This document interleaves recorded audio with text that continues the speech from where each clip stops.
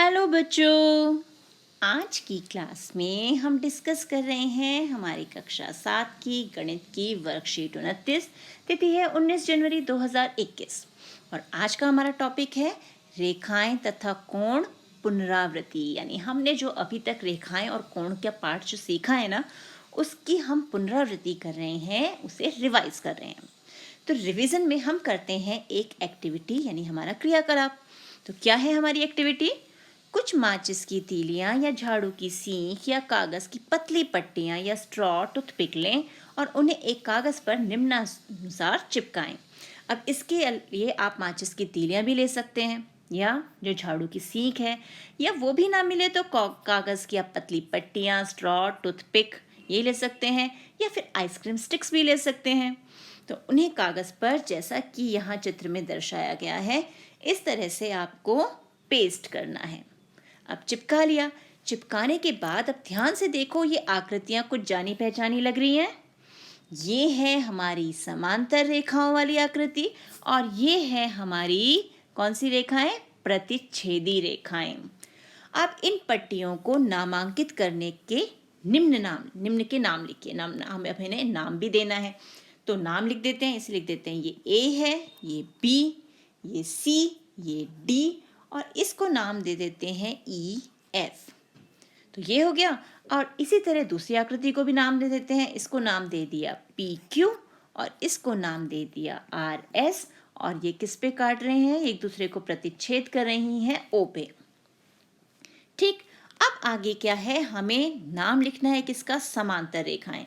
तो अब समांतर रेखाओं वाली आकृति देखें, कौन कौन सी रेखाएं समांतर हैं यहाँ पर ए बी समांतर है सी डी के। तो ए बी और समांतर का निशान, ये हमारा समांतर का निशान है सी डी। 11 नहीं है ये, कहीं आप सोचो ए बी 11 सी डी, ये समांतर रेखाओं का निशान है, चिन्ह है इसका। फिर है तिर्यक रेखा। तिर्यक रेखा कौन सी होती है? जो समांतर रेखाओं को प्रतिच्छेद करती है, जैसा कि ये काम यहाँ पर ई एफ जो है हमारी ये रेखा कर रही है। तो तिर्यक रेखा कौन सी हो गई? रेखा ई एफ। फिर है प्रतिच्छेदी रेखाएं। तो प्रतिच्छेदी रेखाएं तो हमने देखी हमारी कौन कौन सी है? एक पी क्यू और दूसरी है आर एस। अब आया संगत कोण युग्म। तो संगत कोण कौन से होते हैं? हमने सीखा था जो एक ही पोजीशन पर हो, एक ही जगह पर। जैसे ये कोण है, इसको नाम दे देते हैं, ये है हमारा कोण 1 और इसको दे देते हैं 2, ये हो गया 3, ये 4, ये 5, 6, 7 और ये हो गया 8। तो संगत कोण अगर हम एक को देखें तो एक जैसी पोजीशन पे दूसरा कौन सा कोण बैठा हुआ है? 5, जो रेखा के ऊपर है और तिर्यक रेखा के दाईं ओर है ना। तो यहाँ पर संगत कोण युग्म हो गया 1,5। एक तो ये हमें सीधा सीधा दिख गया। इसी प्रकार 2 के साथ कौन है? 6। तो दूसरा युग्म हो गया कोण 2, कोण 6। उसी तरह 3, वो भी समांतर रेखा के नीचे है, रेखा ए बी के नीचे, और 7 भी नीचे है। तो कोण 3 और कोण 7। और वैसे ही कोण 4 के साथ कौन है? कोण 8। तो ये हो गए हमारे संगत कोण युग्म। अब बारी आ गई एकांतर अंतः कोण युग्म की। तो एकांतर अंतः कोण युग्म हमें यहाँ पर कौन कौन से दिख रहे हैं? ये है हमारा अंतः कोण 3, तो इसका एकांतर अंतः कोण कौन सा है? कोण 5।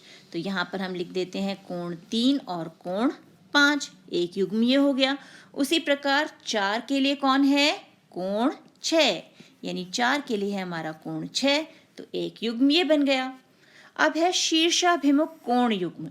तो शीर्षाभिमुख यानी जिनके शीर्ष जुड़े हुए हों। तो शीर्ष किस किस के जुड़े हुए हैं? इसको हम नाम दे देते हैं, ये है हमारा 1, इसको नाम दे दिया 2, ये 3 और ये हो गया 4। तो शीर्ष किसके जुड़े हैं हमारे? 1 और 3 के। तो कोण 1 और कोण 3 जो है शीर्षाभिमुख हो गए। उसी तरह 2 और 4 जो हैं, इनके भी शीर्ष जुड़े हुए हैं, सिर जुड़े हुए हैं ना। तो ये हो गया कोण 2 और कोण 4, ये भी शीर्षाभिमुख कोण युग्म हो गए। अब आगे क्या है? एकांतर बाह्य कोण युग्म। अंतः कोण युग्म तो हमने देख लिया, अब बारी है बाह्य कोण। तो बाह्य कोण कौन सा है हमारा? ये है, जैसे कोण 1 जो है ये बाह्य कोण है। तो इसके साथ एकांतर अंतः में कौन आ जाएगा? इसके साथ आ गया कोण 7, यानी कोण 1 और कोण 7। इसी तरह से कोण 2 की बात करें तो कोण 2 के साथ कौन आ जाएगा? कोण 8, यानी कोण 2 और कोण 8 हो गए एकांतर बाह्य कोण युग्म। अब है अंतःकोण, सिर्फ अंदर के कोणों की बात कर रहे हैं। तो अंतःकोण कौन कौन से दिख रहे हैं हमें यहाँ पर?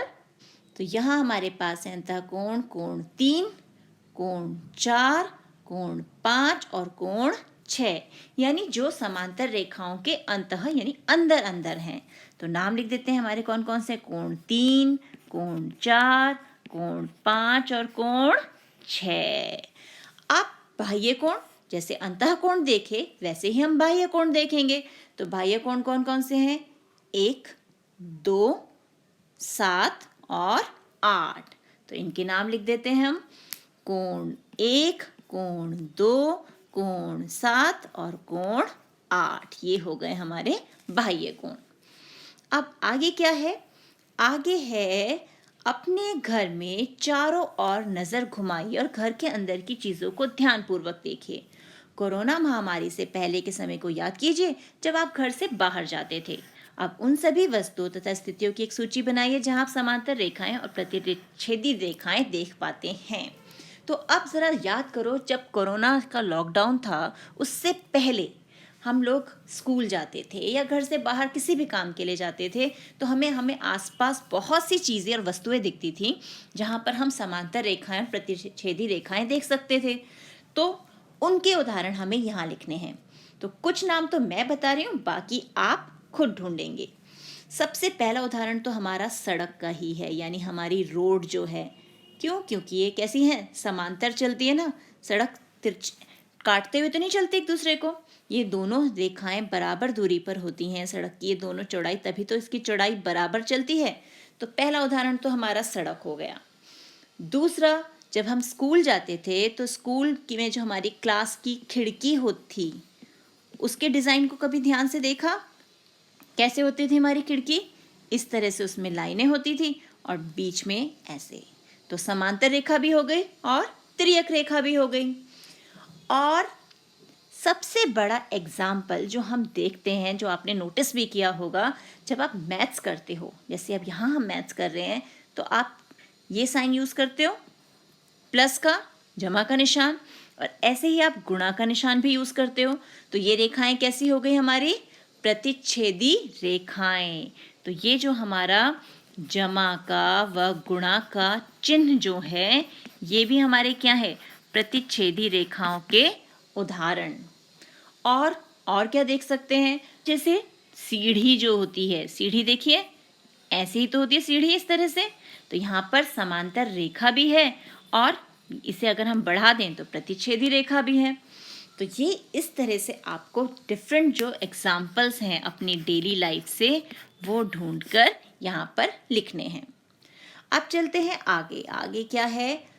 अपने नाम को निम्नानुसार कैपिटल अक्षरों में लिखिए। जैसे आपका जो भी नाम है, सविता है या नेहा है, उन्हें आपको इस ढंग से लिखना है जैसे माचिस की तीलियों को जोड़कर लिख रहे हों। और फिर उसके बाद इसमें सभी प्रकार की रेखाओं तथा कोणों को चिन्हित कीजिए। तो अब यहाँ पर हमें देखना है, जैसे यहाँ रमन लिखा हुआ है, यहाँ कौन कौन सी रेखाएं हमें दिख रही हैं।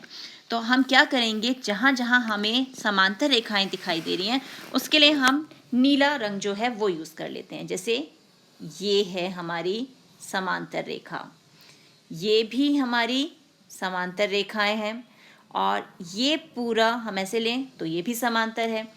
उसी प्रकार अब एम में देखें तो ये रेखा और ये रेखा हमारी समांतर रेखाएं हैं। और कहाँ समांतर रेखा दिख रही है हमें?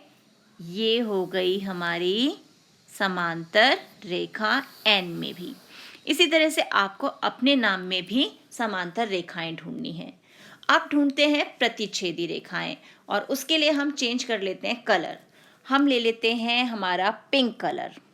ये एक रेखा और ये दूसरी रेखा, अगर हम इसे आगे बढ़ाएं तो ये क्या होंगी? आपस में एक दूसरे को प्रतिच्छेद कर रही है ना। इसी तरह से ये भी ए है जिसमें हमारी प्रतिच्छेदी रेखा हमें दिख सकती है। और कहाँ है, ये जो वी शेप बन रहा है, एम के अंदर जो ये बन रही है शेप, ये भी हमारी प्रतिच्छेदी रेखाएं हैं। और क्या ढूंढना है हमें, यहाँ पर देखें एन में तो ये दो हमारी समांतर रेखा थी, तो ये हो गई हमारी जो ये लाइन है ये हो गई तिर्यक रेखा। अब हमें कोण भी देखने हैं, तो कोण के लिए हम ले लेते हैं हमारा हरा रंग।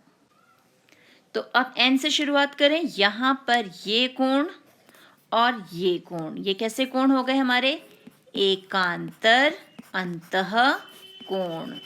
कौन से कोण हो गए ये, एकांतर अंतः कोण। और कोई कोण दिख रहा है हमें, अब जैसे ये है हमारी समांतर रेखाएं, ये समांतर रेखाएं हैं, तो यहाँ पर तिर्यक रेखा तो कोई है नहीं, तो यहाँ में कोई कोण नहीं दिख रहा।